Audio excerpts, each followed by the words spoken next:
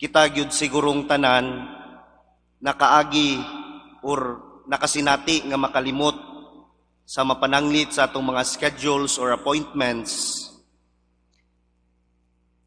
sa mapananglit when the keys of our doors are still inside our rooms and yet we lock the door already. We forgot to turn off the computers in our offices.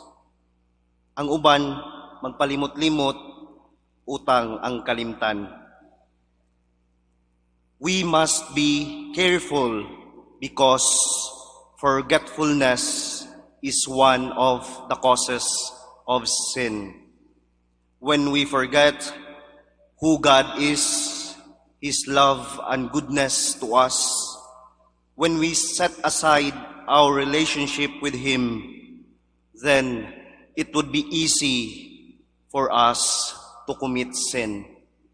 Sa panahon nga kalimtan nagi nato ang atong pakigrelasyon, ang atong pag-ilangad to sa maayo ug buhing Dios, mao na pud na ang mga panahon nga dali ug sayo na kaayo mubuhat ug sala. Forget or remove God in our hearts or in our lives, in our mind. It would really be easy to commit sin.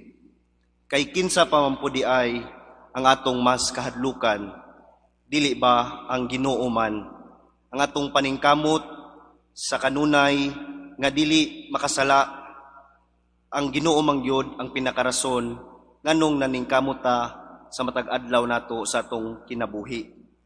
And not just that, when we forget our relationship with one another, that we are brothers and sisters, the moment we forget who we are and how we should relate with one another, that with that, it would also be easy for us to hurt, to backbite one another. When we forget our values as Christians, then it will be easy to commit sin. Forgetfulness causes us to sin.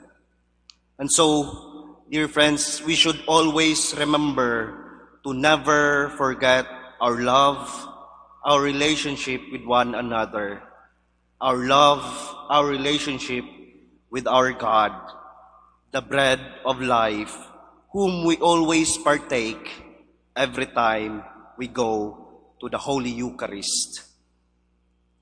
Please all stand.